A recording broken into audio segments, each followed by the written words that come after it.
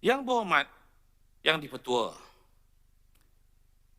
menariknya pada kali ini, sekali lagi, Yang Berhormat Kranji membawa isu pelaburan Perak Corporation Berhad, Perak Corp, dalam projek MAPS melalui anak syarikatnya PCV Development Sdn Berhad. Kali ini Yang Berhormat Kranji menggunakan pelbagai istilah yang berbau negatif, termasuk kononnya ada penipuan dalam proses skim pemiutang Perak Corp dan PCBD serta penggulungan syarikat PCBD. Datuk Yang Dipertua, seperti sebelum ini saya konsisten untuk menyatakan bahawa isu berkaitan dengan PCB, PCBD tidak boleh diputuskan dalam Dewan Negeri kerana ia ada platform yang tersendiri. Dia ada ahli lembaga pengarah dan dia ada mesyuarat agung tahunan. Saya faham Yang Berhormat Kranji berlatar belakangkan pendidikan sebagai seorang accountant. Apa-apa Yang Berhormat cuba bawa dalam Dewan ini tidak akan mengubah apa-apa keputusan. Sebab Dewan ini tak ada locus standi untuk mendengar hujah dan membuat keputusan. Yang Berhormat, hujah saya ini bersandarkan kepada hakikat bahawa kita bukan stakeholder atau pemegang taruh untuk membuat apa-apa keputusan dalam sebarang operasi atau urusan Perak Corporation dan juga PCBD. Sebaliknya, sebarang ketetapan hanya boleh diputuskan oleh ahli-ahli lembaga pengarah syarikat berkenaan. Dalam isu skim pemiutang yang dibangkitkan oleh Yang Berhormat Kranji, misalnya, ia sebenarnya telah mendapat kelulusan lembaga pengarah dan para pemegang saham syarikat serta pemiutang. Malah, langkah itu juga telah pun dipersetujui dan diputuskan oleh Mahkamah Tinggi. Justru adalah tidak benar untuk Kranji menuduh berlakunya fraud ataupun penipuan sedangkan perkara ini sudah pun dibawa dan diputuskan oleh Mahkamah. Lebih-lebih lagi, Perak Corporation sebagai sebuah syarikat yang tersenarai di Bursa Malaysia, dipantau dan dikawal selia dengan ketat oleh Bursa Malaysia. Oleh demikian, saya pun tidak faham mengapa Yang Berhormat Kranji masih begitu beria-ria untuk membangkitkan perkara ini, walaupun sudah berkali-kali kita jelaskan sebelum ini. Saya juga tidak faham, minta maaf Yang Berhormat Kranji, mengapa begitu taksub untuk bercakap soal menyelamatkan Perak Corporation, sedangkan Yang Berhormat Kranji dan juga Yang Berhormat Teja pernah menjadi antara pengarah syarikat Perak Corporation dari tahun 2018 hingga 2020. Selama 2 tahun, kedua-dua Yang Berhormat berada di dalam Perak Corp. Kenapa tidak berusaha untuk menyelamatkan Perak Corporation?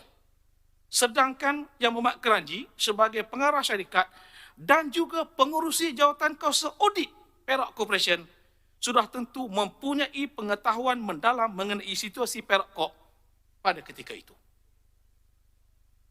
Ada kepentingan kot, ada kepentingan. Harus diingat, Perak Corporation diletakkan di bawah PN17 ketika Yang Berhormat Kranji dan Yang Berhormat Teja adalah ahli lembaga pengarah. Malah, harga saham Perak Corp yang bernilai sekitar 65 sen pada tahun 2018, sewaktu Yang Berhormat kedua-duanya baru dilantik sebagai lembaga pengarah, telah turun mendadak kepada hanya 21 sen pada 11 Februari 2020, iaitu sebaik saja lembaga pengarah Perak Corp mengesyorkan agar syarikat itu diletakkan di bawah kategori PN17.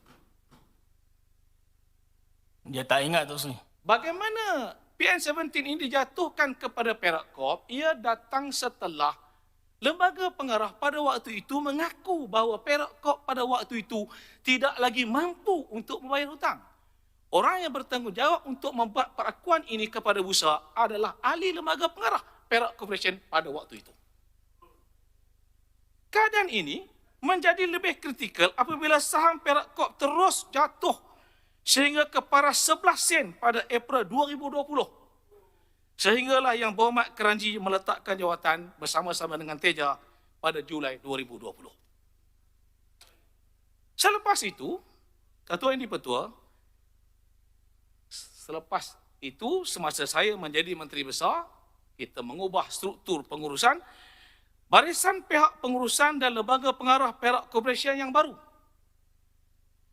Apabila saya bawa masuk, yang berbahagia Datuk Reza Rafiq, bekas CEO NCIA, masuk untuk mengemudi PKNP. Beliau dan rakan-rakan dalam timnya telah berusaha sedaya upaya untuk menyelamatkan Perak Corp. Maka pengurusan dan lembaga pengarah Perak Corp yang baru ini telah melaksanakan beberapa langkah pemulihan termasuk Creditor Scheme of Arrangement, proses penyelesaian hutang, penggulungan syarikat PCBD serta proses regularisasi. Hasilnya, Perak Corporation mula menunjukkan tanda-tanda pemulihan. Malahan harga sahamnya telah meningkat ke paras 45 sen pada Mac 2022.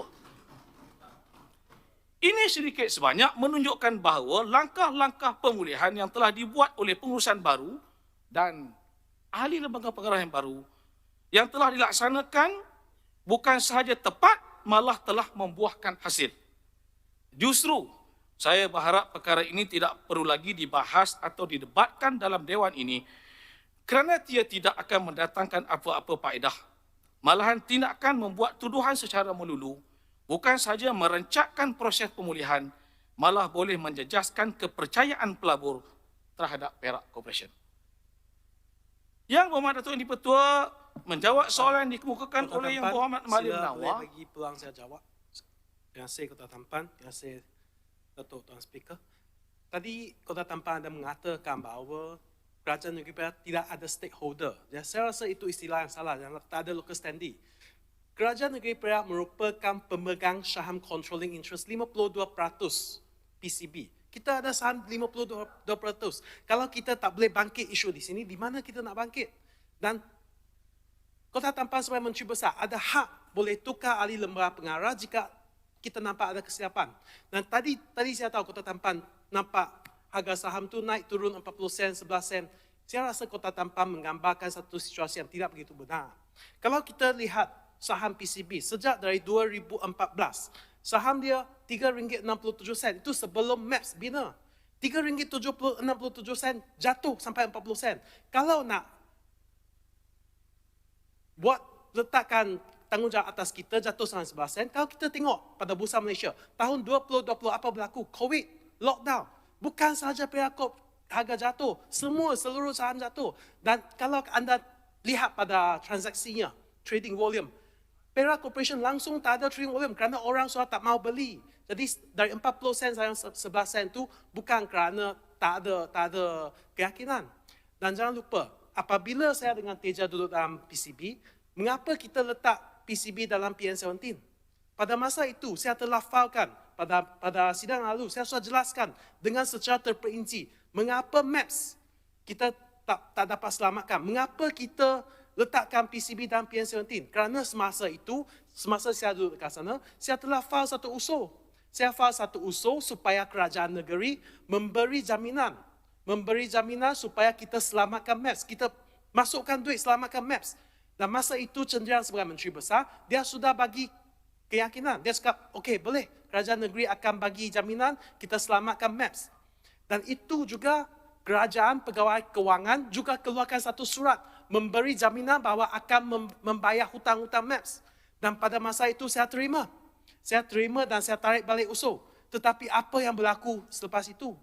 Duit tak datang. Duit dari kerajaan negeri pada tak datang dan kita terpaksa default. Dan saya bersama Teja, kita terpaksa membuat satu keputusan yang sukar, kita terpaksa meletakkan PCB dalam PN17 kerana kita tak dapat duit bayar hutang, kerana duit dari PKMP tak datang. PKMP ada 150 lebih juta yang hutang pada PCB pada masa itu, global settlement. Okey, duit tak datang, kita kena letak dalam PN17. But we have a plan to bring PCB back out. Pada masa itu, kita ada satu scheme of arrangement dalam board of director meeting. Dan pegawai-pegawai kewangan pada masa itu juga telah memberi jaminan kepada kita, PCB ada aset yang mencukupi untuk bayar semua hutang. Dan pada masa itu kita buat settlement, ringgit to ringgit settlement. Dan saya nak tanya pada hari ini, mengapa semasa kita duduk di sana, PCB ada duit, tapi selepas kita dikeluarkan, tak sampai 6 bulan, tiba-tiba PCB tak ada aset, tak ada duit, hanya mampu bayar 10%. Ke manakah aset-aset itu pergi? Itu yang kita nak tanya. Dan saya nak ingatkan kepada Kota Tampan, yang sebelum sidang ini, Kota Tampan cakap, projek MAPS tak ada kena-mengena dengan pihak kerajaan negeri. Saya rasa ini tafsiran yang salah dan saya sudah guna laporan dari PKMP annual report untuk buktikan bahawa kenyataan ini tidak betul kerana dalam laporan tahunan PKMP memang ia telah cakap oleh kerana timpak MAPS PKMP mengalami kerugian. Bermaksud kerajaan negeri mengalami kerugian. Jadi kita hari ini kita nak mengakui kerugian ini. Bukan saya nak salahkan siapa-siapa, saya tahu itu bukan berlaku semasa Kota Tampan. Tapi kalau tak boleh pun kita mengakui kesilapan ini ataupun kerugian ini, macam mana kita boleh jamin kesilapan ini tidak berulang lagi? Jadi saya haraplah kita boleh memperbetulkan fakta ini. Yang saya Kota Tampan. Datuk, betul, terima kasih. Sebab tu saya sebutkan tadi, saya menghormati Kranji sebab dia fasih berkaitan ini kerana dia ada pendidikan berlatar belakangkan accountant. Tapi salah platform. Perkara ni tak sepatutnya dibangkit di sini. Nak buat apa? Apa kita nak buat sekarang ni? Apa pun yang disebut, keputusan telah dibuat. Mahkamah dia buat keputusan. So, Dewan Negeri ini tak ada locus standi untuk mendengar hujah itu dan tak boleh buat keputusan. Hanya dengar je lah. Apa yang dia nak buat? Jadi, minta maaf. Jadi saya sebutkan tadi, sepatutnya Yang Berhormat bangkitkan perkara ini pada waktu Yang Berhormat ada pada platform yang betul, iaitu sewaktu menjadi lembaga pengarah. 2 tahun. 2 tahun lamanya masa Yang Berhormat telah meneliti akaun sebab Yang Berhormat adalah pengurusi tatakuasa audit bagi PCB. Sepatutnya perkara-perkara telah pun dibangkitkan 2 tahun berikut situ. Kalau telah dibangkitkan lebih awal, kemungkinan besar kita tak sampai kepada PN17. Sebab Yang Berhormat sebut tadi, kononnya setelah itu didapati ada 2 akaun yang berbeza. Kononnya ada lebihan aset berbanding dengan liability. Yang Berhormat sepatutnya mengetahui itu lebih dahulu lagi kerana Yang Berhormat adalah pengurusi bagi Jawatankuasa Audit PCB. Macam mana selepas Yang Berhormat dengan lembaga pengarah telah memperakukan kepada Busa bahawa PCB tak ada lagi kemampuan untuk bayar hutang, masa Yang Berhormat masih lagi menjadi pengurusi audit. Ini lepas tu Yang Berhormat setelah meletakkan jawatan bangkit pula mengatakan bahawa ada wang lebih, ada aset lebih dalam PCB. It is wrong. Sebab saya menghormati Yang Berhormat. Sebab Yang Berhormat ada kepakaran itu tetapi salah platform. Bukan ini platform Yang Berhormat patut bangkitkan benda ini. Yang Berhormat. Kota Tampan. Kota Tampan saya tak. Calah sikit Kota Tampan. Boleh? 19. Bagilah. 19 sikit. Apa tunjuk apa? 90. Ya. Walaupun saya bukan lembaga pengarah. Tetapi saya ingin meng-showkan kepada Yang Amat Berhormat Kota Tampan dan saya jangka pengerusi jawatankuasa kira-kira akan setuju dengan cadangan saya dan kita pun sehaluan dengan cadangan yang diberikan oleh Malin Nawaz semalam. Atas isu PCB ini, sepatutnya kita harus pandukan kepada laporan forensic report, audit forensic report yang masih lagi tertangguh, yang belum lagi kita sempat, yang belum lagi kita dapat baca the audit report tu. So, perkara itu jauh lebih penting kalau kita dapat the audit report supaya kita boleh bincang, berpandukan kepada ada asasnya lah. Sebab kalau tak, belah Kota Tampan ada hujah yang berbeza, belah Kranji ada hujah yang berbeza. So sekarang pokoknya pengurusi PAC boleh setuju untuk kita selesaikan bab ni dengan adanya laporan audit report. Okey, Datuk, ini betul. Saya ingat kita jangan panjang ke bab ini. Itu adalah cadangan yang baik. Biarlah. Okey, Tak ada Kota masalah. Tampan, terima kasih. Sebab nothing to hide. Tak, cukuplah. Okeylah, Kranji, cukuplah, Kranji. Ini bukan platform Come on lah, untuk Kranji. berdebat ni. Sikit saja. Ya, no, cukuplah. Tapi kena bayar dulu. Cukup, sikit. Dah, saya tunggu jawapan lain ni. Saya tunggu jawapan lain. Kranji duduklah, relax. Kranji, come on Relax, lah. relax. Banyak lagi ni, saya Banyak nak tunggu lagi. ni MB nak jawab. Datuk Kranji. betul. excuse me. Datuk Yang di-Pertua. Tuan Pan, saya ada cadangan Nanti. untuk PAC, Datuk Yang di-Pertua. Ini bukan Selinsing nak tunggu masalah selinsing lah. Datuk Sudah Yang Keranji di-Pertua. cukup lah. Sebab Masih bila PAC. menyentuh berkenaan dengan PAC, saya sendiri telah melihat laporan yang telah dibentangkan oleh firma yang dilantik oleh pihak sebelah sana juga dalam peringkat awal mencadangkan firma yang terlibat untuk membuat audit dan laporan terperinci.